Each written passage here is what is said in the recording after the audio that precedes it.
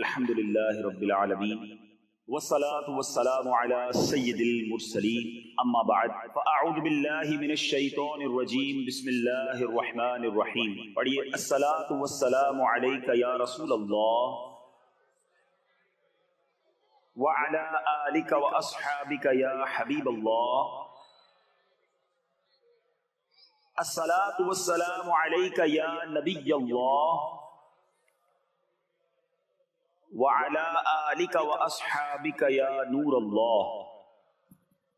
درود پاک پڑھنے کے بے شمار فضائل و برکات ہیں، بہت خوبصورت احادیث فضائل درود میں ملتی ہیں۔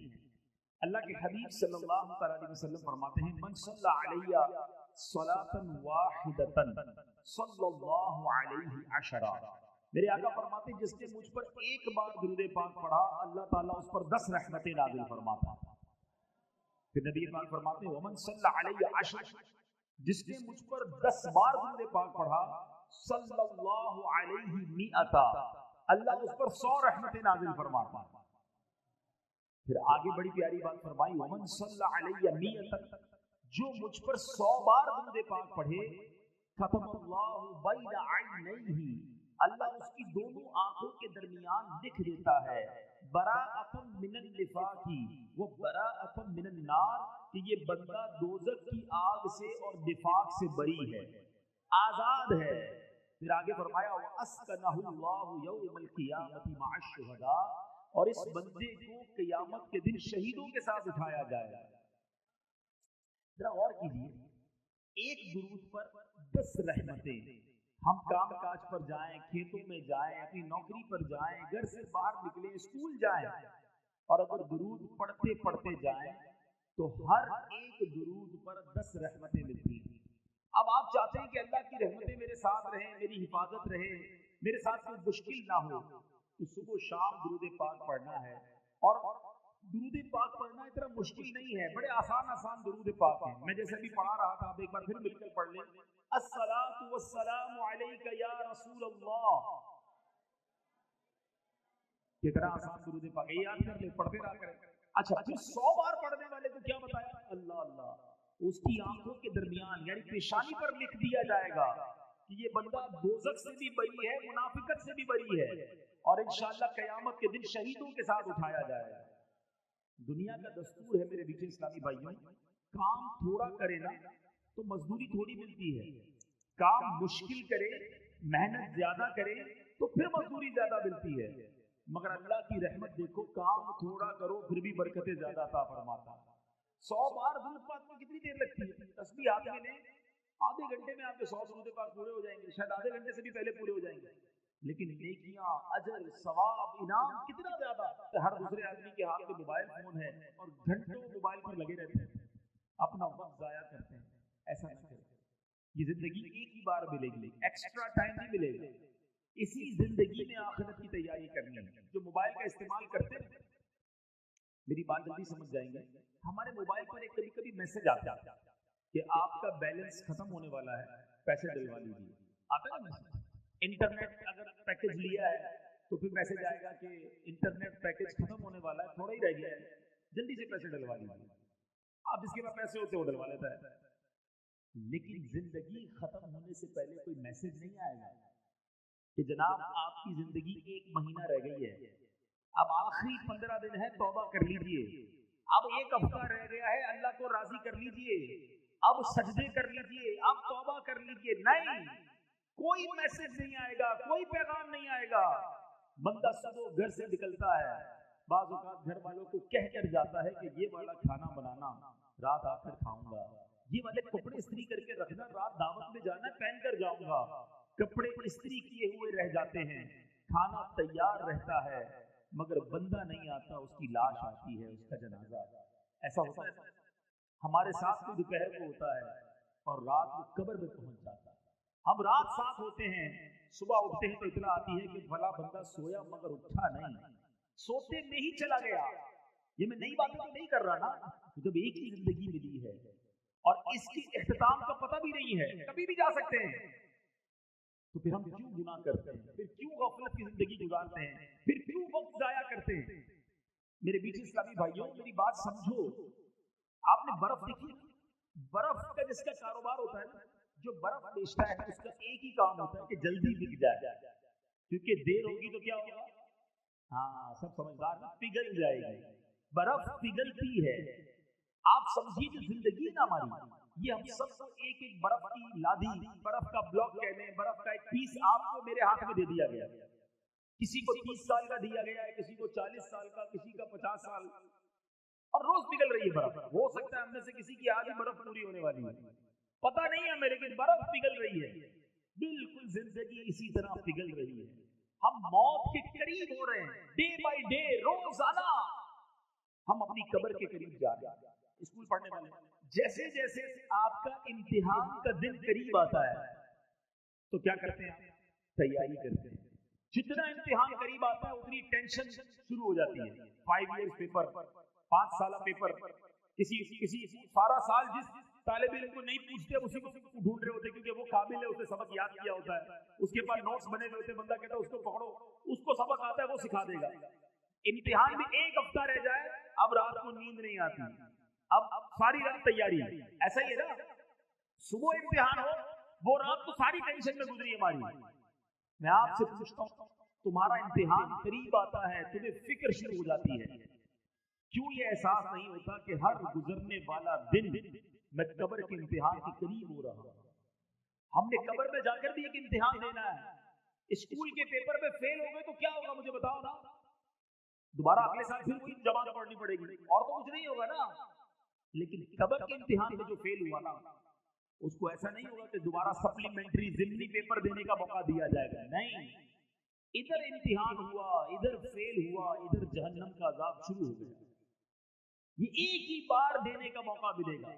سمجھو بات، میں نے بھی وہ امتحان دینا ہے، آپ نے بھی وہ امتحان دینا ہے۔ 5ویں جماعت، 6ٹھی جماعت، 8ویں جماعت، 10ویں جماعت، گریجویشن، ایف اے، اس کے امتحان کی کتنی فکر، جس کا پیپر سلیبس بھی پتا ہے، تاریخ بھی پتا ہے، کس تاریخ کو ہوگا، کتنے بجے ہوگا، یہ بھی پتا ہے، مگر ایک امتحان ایسا ہے جو آج بھی ہو سکتا ہے، کل بھی ہو سکتا ہے، اس کی تیاری کی کسی کو پرواہ نہیں ہے، کوئی سوچتا بھی نہیں ہے اس کے بارے میں کہ میں اس امتحان میں کامیاب ہوں گا کہ نہیں ہوں گا۔ یہ کیسی غفلت ہے، یہ کیسی سستی ہے۔ اے میرے نوجوان، بڑی تعداد میں ماشاءاللہ میں دیکھ رہا ہوں، بہت بڑی تعداد میں نوجوان ہیں، آپ سب نوجوان ہیں، اپنی آخرت کی فکر کیوں نہیں کرتے؟ کیوں اللہ کو ناراضی والے کام کرتے ہیں؟ ایک کام آج، پہلا میسج آج کے بیان سے لے لیجئے کہ انشاءاللہ اب روزانہ کثرت سے درود پاک پڑھیں گے انشاءاللہ، چلتے پھرتے اٹھتے بیٹھتے درود پڑھتے رہیے، رحمتیں نازل ہوں گی۔ ایک درود پڑھیں 10 نیکیاں بھی ملتی ہیں، 10 گناہ بھی معاف ہو جاتے ہیں، فائدہ ہے نا؟ گناہ بھی تو کر رہے ہیں، وہ معاف ہو جائیں گے، توبہ بھی کرتے رہے، گناہ بھی انشاءاللہ معاف ہوں گے۔ درود پاک پڑھیں گے انشاءاللہ، ایک بار محبت سے درود پاک پڑھ لیں، صلو علی الحبیب صلی اللہ تعالی علی محمد صلی اللہ علیہ وسلم۔ آج سورہ کوثر، سورہ کوثر کا تعارف، مقام نزول، علامہ علی بن محمد خازن رحمت اللہ تعالی علیہ فرماتے ہیں سورہ کوثر جمہور مفسرین کے نزدیک مکیہ ہے اور بعض مفسرین کے نزدیک مدنیہ ہے۔ آیات، کلمات اور حروف کی تعداد، اس صورت میں 1 رکوع، 3 آیتیں، 10 کلمے اور 42 حروف ہیں۔ کوثر نام رکھنے کی وجہ، کوثر سے دنیا اور آخرت کی بے شمار خوبیاں مراد ہیں اور جنت کی ایک نہر کا نام بھی کوثر ہے۔ اس سورت کی پہلی آیت میں یہ لفظ موجود ہے، اس مناسبت سے اسے سورہ کوثر کہتے ہیں۔ سورہ کوثر کے مضامین، اس سورت کا مرکزی مضمون یہ ہے کہ اس میں اللہ تعالیٰ نے اپنے حبیب صلی اللہ تعالی علیہ وآلہ وسلم کی مدحت بیان فرمائی ہے، اور اس میں یہ مضامین بیان ہوئے ہیں۔ نمبر 1، اس کی پہلی آیت میں اللہ تعالیٰ کے اس فضل و احسان کا بیان ہے جو اس نے اپنے حبیب صلی اللہ تعالی علیہ وسلم پر فرمایا۔ نمبر 2، دوسری آیت میں نبی کریم صلی اللہ تعالی علیہ وسلم سے فرمایا گیا کہ اللہ تعالیٰ کے فضل و احسان کے شکریے میں نماز پڑھتے رہیں اور قربانی کریں۔ نمبر 3، تیسری آیت میں فرمایا گیا کہ جو اللہ تعالیٰ کے حبیب صلی اللہ تعالی علیہ وآلہ وسلم کا دشمن ہے وہی ہر خیر سے محروم ہے۔ سورہ ماعون کے ساتھ مناسبت، سورہ کوثر کی اپنے سے ماقبل سورت ماعون کے ساتھ مناسبت یہ ہے کہ سورہ ماعون میں کافروں اور منافقوں کی جو صفات بیان کی گئیں ان کے مقابلے میں سید المرسلین صلی اللہ تعالی علیہ وآلہ وسلم کے اوصاف سورہ کوثر میں بیان کیے گئے۔ بسم اللہ الرحمن الرحیم۔ ترجمہ، اللہ کے نام سے شروع جو نہایت مہربان رحمت والا ہے۔ إنا أعطيناك الكوثر فصل لربك وانحر إن شانئك هو الأبتر۔ ترجمہ: اے محبوب، بے شک ہم نے تمہیں بے شمار خوبیاں عطا فرمائی، تو تم اپنے رب کے لیے نماز پڑھو اور قربانی کرو، بے شک تمہارا دشمن ہی ہر بھلائی سے محروم ہے۔ إنا أعطيناك الكوثر۔ اے محبوب، بے شک ہم نے تمہیں بے شمار خوبیاں عطا فرمائی۔ تفسیر صراط الجنان میں ہے، کوثر کی تفسیر میں مفسرین کے مختلف اقوال ہیں، ان سب اقوال کا خلاصہ یہ ہے کہ اے محبوب، بے شک ہم نے تمہیں بے شمار خوبیاں عطا فرمائیں اور کثیر فضائل عنایت کر کے تمہیں تمام مخلوق پر افضل کیا، آپ کو حسن ظاہر بھی دیا، حسن باطن بھی عطا کیا، نسب عالی بھی، نبوت بھی، کتاب بھی، حکمت بھی، علم بھی، شفاعت بھی، حوض کوثر بھی، مقام محمود بھی، امت کی کثرت بھی، دین کے دشمنوں پر غلبہ بھی، فتوحات کی کثرت بھی، اور بے شمار نعمتیں اور فضیلتیں عطا کی جن کی انتہا نہیں۔ آیت إنا أعطيناك الكوثر سے حاصل ہونے والی معلومات، اس سے 5 باتیں معلوم ہوئی۔ نمبر 1، اللہ تعالیٰ نے اپنے حبیب صلی اللہ تعالی علیہ وآلہ وسلم کو کوثر عطا کر دی ہے، کیونکہ یہاں یہ نہیں فرمایا گیا کہ ہم آپ کو کوثر عطا کریں گے، بلکہ یہ فرمایا کہ بے شک ہم نے آپ کو کوثر عطا کر دی۔ نمبر 2، اللہ تعالیٰ کی اپنے حبیب صلی اللہ تعالی علیہ وآلہ وسلم پر یہ عطا ان کے نبی اور رسول ہونے کی وجہ سے نہیں، بلکہ آپ علیہ الصلوۃ والسلام کی ذات کی وجہ سے ہے، جو شان محبوبیت کی صورت ہے، کیونکہ یہاں یہ فرمایا أعطيناك، ہم نے آپ کو عطا فرمائی، یہ نہیں فرمایا کہ اعطینا الرسول یا اعطینا النبی۔ نمبر 3، تاجدار رسالت صلی اللہ تعالی علیہ وآلہ وسلم پر یہ عطا کسی عبادت اور ریاضت کی وجہ سے نہیں ہے، بلکہ ان پر یہ عطا اللہ تعالیٰ کے عظیم فضل اور احسان کی وجہ سے، کیونکہ یہاں عطا کا ذکر پہلے ہوا اور عبادت کا ذکر بعد میں ہوا۔ نمبر 4، اللہ تعالیٰ نے آپ کو کوثر کا مالک بنا دیا ہے، تو آپ جسے چاہیں جو چاہیں عطا کر سکتے ہیں۔ نمبر 5، سید المرسلین صلی اللہ تعالی علیہ وآلہ وسلم کی مدحت خود رب تعالیٰ فرماتا ہے۔ اعلیٰ حضرت امام احمد رضا خان علیہ الرحمۃ الرحمان فرماتے ہیں، انا اعطیناک الکوثر، ساری کثرت پاتے یہ ہیں، ٹھنڈا ٹھنڈا، میٹھا میٹھا، پیتے ہم ہیں، پلاتے یہ ہیں۔ اور ایک اور جگہ فرماتے ہیں نا، اے رضا خود صاحب قرآن ہے، مداح ہے حضور، تجھ سے کب ممکن ہے پھر مدحت رسول اللہ کی۔ فصل لربك وانحر، تو تم اپنے رب کے لیے نماز پڑھو اور قربانی کرو۔ تفسیر صراط الجنان میں ہے، یعنی اے حبیب صلی اللہ تعالی علیہ وآلہ وسلم، اللہ تعالیٰ نے آپ کو دونوں جہاں کی بے شمار بھلائیاں عطا کی ہیں، اور آپ کو وہ خاص رتبہ عطا کیا ہے جو آپ کے علاوہ کسی اور کو عطا نہیں کیا۔ تو آپ اپنے اس رب عز و جل کے لیے نماز پڑھتے رہیں جس نے آپ صلی اللہ تعالی علیہ وآلہ وسلم کو کوثر عطا کر کے عزت و شرافت دی، تاکہ بتوں کے پجاری ذلیل ہوں اور بتوں کے نام پر ذبح کرنے والوں کی مخالفت کرتے ہوئے اپنے رب عز و جل کے لیے اور اس کے نام پر قربانی کرے۔ اس آیت کی تفسیر میں ایک قول یہ بھی ہے کہ نماز سے نماز عید مراد ہے۔ إن شانئك هو الأبتر، بے شک تمہارا دشمن ہی ہر بھلائی سے محروم ہے۔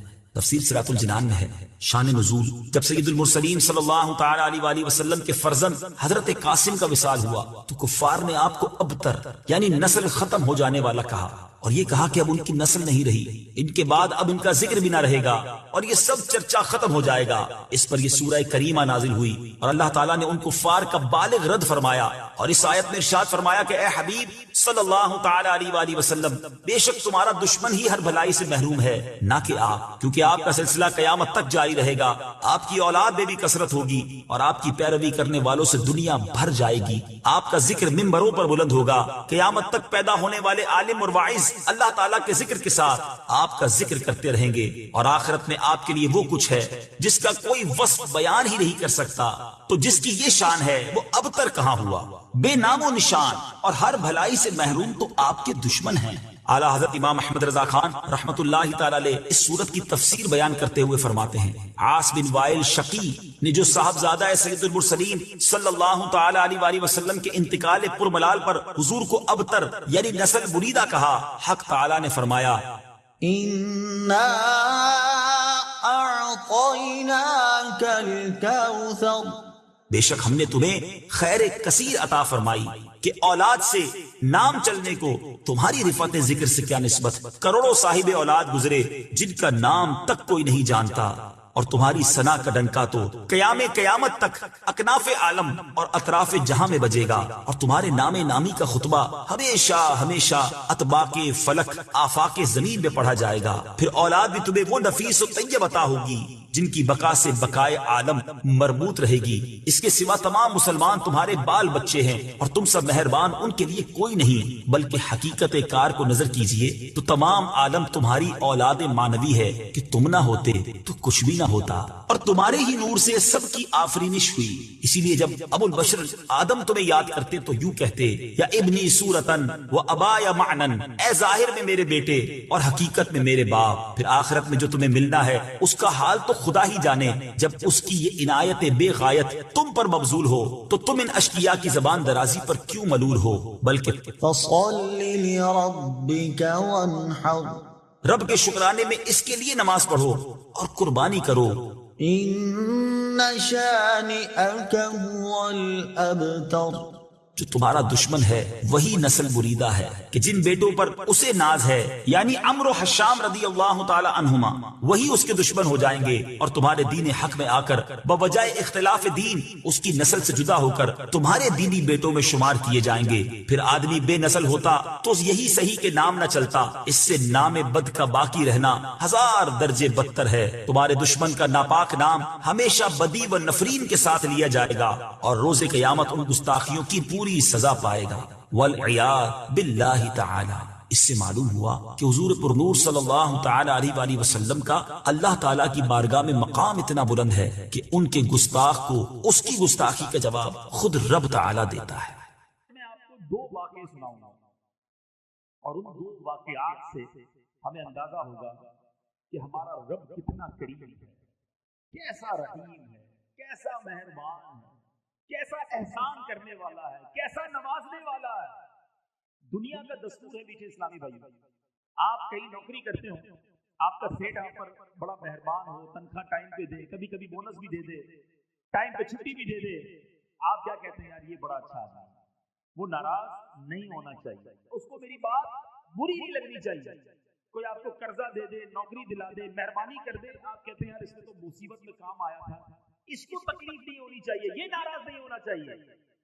مگر جس رب نے ہم پر اتنی مہربانیاں کی ہوں، جس کی صبح و شام نعمتوں میں میں اور آپ جی رہے ہیں، اس کی ناراضگی کا خیال نہیں آتا کہ وہ ناراض نہ ہو جائے، وہ ہم پر غضبناک نہ ہو جائے، جس نے اتنی مہربانیاں کی ہوں. 2 واقعات ذرا سنیے. حضرت ذوالنون مصری رحمت اللہ تعالیٰ یہ بہت بڑے اللہ کے ولی گزرے. ایک بار دریائے نیل کے ساحل پر آپ گئے، آپ نے اپنی سوچ میں مگن تھے کہ آپ نے اچانک دیکھا کہ ایک بچھو جو ہے بڑی تیزی کے ساتھ دریا کی طرف جا رہا ہے. آپ نے سوچا یہ بچھو دریا میں کیا کرنے جا رہا ہے. آپ بھی کنارے پیچھے پیچھے چلنے لگے، کنارے پر پہنچے، وہاں دیکھا کہ دریا کے کنارے سے ایک مینڈک باہر نکلا، اور وہ بچھو اس مینڈک کے اوپر بیٹھ گیا، اور وہ مینڈک اس کو لے کے چلنے لگا. آپ حیران ہوئے کہ یہ کیا راز ہے کہ بچھو کو دریا پار کرانے کے لیے مینڈک کا انتظام. آپ بھی ساتھ ساتھ چلنے لگے کہ دیکھو یہ کوئی راز ہے اللہ کا. دریا کنارے پہ مینڈک پہنچا، بچھو اتر گیا، اتر کر بچھو پھر جانے لگا. آپ بھی ساتھ ساتھ چلنے لگے. اب وہاں دیکھا کہ ایک درخت کے پاس جا کر وہ بچھو کھڑا ہو گیا.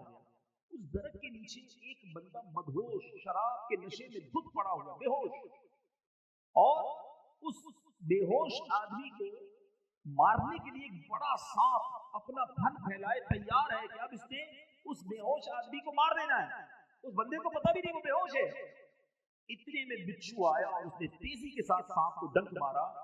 سانپ اس ڈنک سے مر گیا، بچھو واپس چلا گیا. بندہ بے ہوش ہے، سانپ مارنے کے لیے آ گیا ہے، لیکن اللہ کا سسٹم نظام دیکھو کہ بچھو کو مینڈک نے دریا پار کرایا، آ کر سانپ کو مارا، واپس چلا گیا. آپ قریب گئے اس کو جگانے کے لیے تو اس کے منہ سے شراب کی بو آنے لگی. آپ حیران ہوئے کہ یا اللہ یہ شرابی، اور اس کے لیے ایسی حفاظت، اس کے لیے ایسا نظام. اللہ اللہ اللہ. اب سورج غروب ہونے لگا تو وہ نوجوان اس کی آنکھیں کھلی، وہ ہوش میں آیا. آپ نے جب سارا واقعہ اس کو سنایا، یہ سانپ جو مرا ہوا ہے تجھے مارنے آیا تھا، اللہ نے تیرا کیسا انتظام کیا، اللہ نے تیری حفاظت کے لیے باقاعدہ ایک پورا سسٹم چلایا. اللہ اکبر اللہ اکبر. وہ شخص مٹی اٹھا کر اپنے ماتھے پر ملنے لگا کہ میں اتنا گناہگار، اتنا خطا کار، رب کی اتنی نافرمانی کرنے والا، مگر وہ ذات گناہگاروں کو اتنا نوازتی ہے تو جو نیکیاں کرتا ہوگا اللہ اسے کتنا نوازے گا. جو اللہ کا پسندیدہ بندہ بن جائے گا رب اسے کتنا نوازے گا. یہ کہہ کر وہ بندہ جنگلوں میں نکل گیا. اے میرے میٹھے اسلامی بھائی، اب کیا سیکھا اس واقعے سے؟ ایسا کریم ہے ہمارا. آپ اور میں گناہ کتنے کرتے ہیں کبھی سوچا؟ آپ کی میری کوئی ایک بات نہ مانے، ذرا سنیے گا میری بات. آپ کسی کو کہیں جناب بھائی یہ کام کر دو، وہ کہے میں تو نہیں کرتا. دوبارہ تھوڑے دنوں بعد کہ بھائی جان مہربانی یہ کام کر دو، وہ کہے میں نہیں کرتا. تیسری بار آپ کہیں وعلى آلك وأصحابك يا حبيب الله والسلام عليك يا نبي الله وعلى آلك وأصحابك يا نور الله. پیارے پیارے اسلامی بھائیوں اور مدنی چینل کے ناظرین، درود پاک پڑھنے کے بے شمار فضائل و برکات ہیں. مصطفیٰ جان رحمت شمع بزم ہدایت صلی اللہ تعالی علیہ وسلم کا فرمان عالی شان ہے کہ تم اپنی مجلسوں کو مجھ پر درود پاک پڑھ کر آراستہ کیا کرو کہ تمہارا مجھ پر درود پاک پڑھنا کل بروز قیامت تمہارے لیے نور ہوگا. ہم سب چاہتے ہیں قیامت کے دن ہمیں نور ملے، ہم بے نور نہ رہ جائیں، تو ہمیں دنیا میں کثرت کے ساتھ درود پاک پڑھنے ہیں. آئیے مل کر محبت کے ساتھ بآواز بلند درود پاک پڑھنے. صلو علی الحبیب صلی اللہ تعالی علی محمد صلی اللہ علیہ وسلم. پیارے اسلامی بھائیوں، دعا یقیناً یہ ایک بڑا کمال کا عمل ہے، بہت شاندار عبادت ہے. دعا کے بارے میں قرآن پاک کی آیات بھی ہیں، احادیث بھی ہیں. اللہ قرآن میں فرماتا ہے ادعونی استجب لکم، تم مجھ سے مانگو میں تمہیں عطا کروں گا. احادیث میں نبی پاک نے فرمایا الدعاء مخ العبادہ، دعا عبادت کا مغز. بے شمار واقعات دعا کی قبولیت کے ملتے ہیں، اور اس کے ساتھ ساتھ علماء نے کئی جگہوں پر دعا کی قبولیت کے اسباب بھی لکھے کہ دعا کن کن چیزوں سے قبول ہوتی ہے، کن کن اوقات میں قبول ہوتی ہے، کن کن وقتوں میں قبول ہوتی ہے، کن کن مقامات پر قبول ہوتی ہے، اور دعا سے پہلے کیا کیا جائے کہ دعا ہماری مقبول ہو جائے. تو ہم نارملی دعا کو بڑا نارمل لیتے ہیں، لیکن دعا ایک بڑی کمال کی عبادت ہے. مگر آج میرا جو موضوع ہے کہ دعا تو ویسے بھی کرتے رہنا چاہیے، لیکن ہماری زندگی میں ماں باپ کی دعا کتنا بڑا کردار ادا کر سکتی ہے. آج میں یہ بات کرنا چاہوں گا کہ والدین کی دعا کا اثر کتنا ہوتا ہے، اور پھر خدا نہ خواستہ والدین کو کوئی تکلیف دے دے تو پھر والدین کی زبان سے اگر بد دعا نکل جائے تو وہ کتنی بڑی ہلاکت کا باعث بن جاتا ہے. تو آج توجہ کے ساتھ آپ نے اس بیان کو سننا ہے تاکہ انشاءاللہ ہم اس سے بہت کچھ سیکھ سکیں. آج انشاءاللہ ہم مختصر وقت میں ماں باپ کی دعا کا ہم پر کیا اثر ہو سکتا ہے، اور بزرگوں کے کچھ واقعات سنیں گے جس سے ہمیں یہ پتا چلے کہ بزرگان دین کی جو دعائیں ملی ان کو، تو ان دعاؤں نے ان کی زندگی میں کیا اثر ڈال دیا، اور انہوں نے اپنے ماں باپ کے ساتھ برتاؤ کیسا رکھا، تاکہ ہم سب کو اس معاملے کی کچھ قدر ہو. حضرت ابو الحسن خرقانی رحمۃ اللہ تعالی علیہ، بہت بڑا نام ہے اولیاء کرام میں. ان کے ایک بھائی تھے، آپ رحمۃ اللہ تعالی علیہ اور آپ کے بھائی میں یہ طے تھا کہ ایک بھائی ساری رات اللہ پاک کی عبادت کرتا اور دوسرا ماں کی خدمت کرتا. جب دوسری رات آتی تو ماں کی خدمت کرنے والا بھائی عبادت، اور عبادت کرنے والا بھائی جو وہ ماں کی خدمت کرتا. ایک دن آپ رحمۃ اللہ تعالی علیہ کے بھائی کی باری ماں کی خدمت کرنے کی تھی، تو آپ کے بھائی نے کہا اگر آج آپ ماں کی خدمت کر لیں اور میں عبادت کر لوں، تو آپ نے اجازت دے دی کہ ٹھیک ہے تم عبادت کر لو، میں ماں کی خدمت کر لیتا ہوں، اور خود ماں کی خدمت میں مشغول ہو گئے. آپ کے بھائی نے جو ہی عبادت کی تو غیبی آواز سنائی دی، ہم نے تمہارے بھائی کے ساتھ تمہیں بھی اس کے طفیل بخش دیا. یہ سن کر انہوں نے بڑی حیرت ہوئی کہ یا اللہ میں تو تیری عبادت کر رہا ہوں، بھائی تو ماں کی خدمت کر رہا ہے، اور ارشاد کیا ہوا کہ اس کے طفیل تمہارے بھائی کے طفیل تمہیں بخش دیا گیا. تو یہ کیا وجہ ہے؟ میری مغفرت اس کے طفیل ہو رہی ہے. تو ندا آئی کہ ہمیں تیری عبادت کی حاجت نہیں بلکہ محتاج ماں کی خدمت کرنے والی کی اطاعت ہمارے لیے باعث خوشنودی ہے۔ آئے ہائے، ماں باپ کی جو خدمت ہے نا وہ اللہ کی بارگاہ میں اتنا بڑا مرتبہ رکھتی ہے۔ سبحان اللہ سبحان اللہ۔ حضرت اویس کرنی رضی اللہ عنہ، کتنا بڑا نام ہے، تابعین میں سب سے افضل تابعی انہیں کہا جاتا ہے، عاشقوں کے امام ہیں۔ سنو، ایک رات آپ کی والدہ آرام کر رہی تھی، محو خواب تھی، نیند میں تھی، آنکھ کھلی تو آواز دے کر کہا اویس پانی پلا دو۔ سیدنا اویس کرنی اٹھے اور گھر کے مٹکے میں پانی نہ تھا، مٹکا اٹھایا، اندھیری رات میں ٹھوکرے کھاتے کھاتے ٹکراتے ٹکراتے کنویں تک پہنچے۔ ماں بستر پر ہے، آپ مٹکا اٹھا کے کنویں کی تلاش میں ہیں۔ رات کو پانی بھرا، کٹورے میں پانی لے کر ماں کے قریب آئے تو اتنی دیر میں ماں پھر نیند میں جا چکی تھی۔ ہم جیسا بندہ ہوتا تو پہلے تو باہر جاتا نہ جاتا، آتا تو سائڈ پہ رکھ دیتا گلاس کہ ماں اٹھیں گی جب پی لیں گی، مگر یہ ویسے کرنی تھے، ماں کے سرہانے کھڑے ہو گئے اور رات گزار دی۔ صبح ہوئی، جب والدہ کی آنکھ کھلی تو دیکھا حضرت ویسے کرنی ماں کے سرہانے پانی کا پیالہ لے کر کھڑے ہوئے ہیں۔ کہا لختے جگر یہ تم کیوں کھڑے ہو، ساری رات کھڑے رہے؟ کما اس لیے کھڑا رہا کہ رات کسی وقت آپ کی آنکھ کھل جاتی، آپ کو پانی آپ نے مانگا تھا، میں پانی آپ کو پیش کرتا۔ اللہ اکبر۔ اب جب ماں نے اتنی فرما برداری دیکھی نا، دعا ماں کی سنو، ایسی ماں نے دعا کی کہ ماں نے کہا کہ یعنی آپ کے درجوں کی بلندی کی ایسی دعا کی کہ اللہ نے آپ کے درجے بلند فرما دیے۔ ہائے ہائے ہائے، دیکھو نا حضرت اویس کرنی کا پھر نام کیسا ہو گیا۔ ایک اور بڑا نام حضرت بایزید بسطامی رحمت اللہ تعالیٰ علیہ۔ یہ بڑے بڑے نام والوں کا انداز دیکھو اپنے ماں باپ کے ساتھ کیسا تھا۔ ان کے ساتھ کیا ہوا کہ ایک رات اسی طرح والدہ نے پانی مانگا، پانی لے کر آئے، والدہ کو نیند آ گئی۔ اچھا یہ بڑی ٹھنڈی رات تھی، سردیوں کی رات تھی، کہتے ہیں ماں کے سرانے پیالہ لے کر کھڑا ہو گیا، لیکن ہوا یہ کہ پانی جو ہے میرے ہاتھ پر جو گرا تھا وہ ہاتھ پر پانی جم گیا، یعنی اتنی ٹھنڈ تھی۔ ماں کی آنکھ کھلی، کہا اے بایزید کیوں کھڑے ہو؟ کہ ماں آپ کو پانی پیش کرنا تھا۔ جب پیالہ اپنے ہاتھ سے الگ کیا، تھوڑی سی خال بھی اکھڑ گئی، تھوڑا سا خون بھی بہنے لگا کیونکہ پانی برف بن چکا تھا۔ اللہ اکبر۔ ماں نے بڑی دعاؤں سے نوازا۔ اسی طرح ایک رات والدہ نے ان کو حکم دیا کہ دروازے کا ایک پٹ کھول دو، لیکن رات بھر میں اس پریشانی میں کھڑا رہا کہ دایاں دروازہ کھولوں یا بایاں دروازہ کھولوں، کیونکہ اگر ان کی مرضی کے بغیر میں نے کھول دیا تو کہیں حکم عدولی نہ ہو جائے۔ ایک مرتبہ بایزید بسطامی کی والدہ محترمہ نے آپ کو مکتب بھیجا، سورہ لقمان پڑھتے پڑھتے جب اس آیت پر پہنچے انشکر لی ولی والدیک، اللہ اکبر۔ اس کا معنی پتہ کیا ہے؟ اس کا معنی بنتا ہے یہ کہ حق مان میرا اور اپنے ماں باپ کا۔ تو کہتے ہیں جب وہ آیت پڑھی تو استاد صاحب سے کہتے ہیں کہ میں ذرا والدہ سے ملنے جانا چاہتا ہوں، ڈیورنگ کلاس درجہ لگا ہوا ہے، آیت پڑھی، ترجمہ پڑھا کہ ماں کے پاس جانا ہے، درجہ چھوڑ کر ماں کے پاس آ گئے۔ اب ماں پوچھتی ہے کہ بیٹا کیوں آئے ہو؟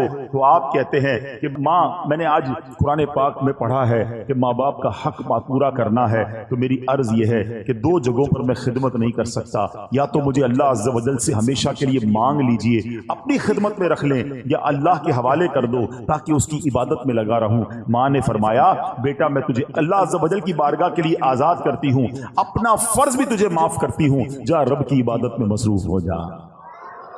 یہ ماں کی خدمت تھی جس نے حضرت بایزید کو بایزید بسطامی بنا دیا، اور وہ ماں بھی کیسی تھی جس نے اپنے حق معاف کیے اور بیٹے کو دین کے لیے وقف کر دیا۔ غوث اعظم رضی اللہ تعالیٰ عنہ، پیران پیر شیخ عبد القادر جیلانی بھی تو جیلان سے بغداد جانا چاہتے تھے۔ ماں سے کہا کہ ماں میں نے علم دین سیکھنے کے لیے بغداد جانا ہے۔ اچھا یہ آج کل جو ٹریول ہے نا، اب تو ٹریول بہت آسان ہے، بندہ صبح کہیں ہوتا ہے شام کہیں ہوتا ہے، پہلے ایسا نہیں ہوتا تھا۔ پہلے ٹریول بڑا مشکل، بیچ میں بڑا جناب ڈاکو آتے تھے، گھاٹیاں آتی تھیں، بلکہ آپ زیادہ دور نہ جائیں۔ اب یہاں جو بزرگ بیٹھے ان سے پوچھیں 1950-60 میں جو لوگ حج پہ جاتے تھے 5-5 6-6 مہینے کا سفر ہوتا تھا، گاڑیوں میں جاتے تھے، بسوں میں، پاکستان سے بس جاتی تھی حج کے لیے، اور جناب کئی لوگ تو واپس ہی نہیں آ پاتے تھے کیونکہ اتنے مشکل راستے، بیمار ہو جاتے تھے، وہ فیسلٹیز نہیں تھی۔ یہ تو میں آپ کو 50 سال پرانی 70 سال پرانی بات بتا رہا ہوں، صدیوں پرانا سفر کیسا ہوتا ہوگا۔ غوث پاک کی ماں نے آپ کو کیا کہا کہ بیٹا ٹھیک ہے اب جاؤ، اب ہماری محشر میں ملاقات ہوگی۔ ماں نے ان کا حق معاف کر دیا کہ میری خدمت نہ کرو، دین کی خدمت کرو۔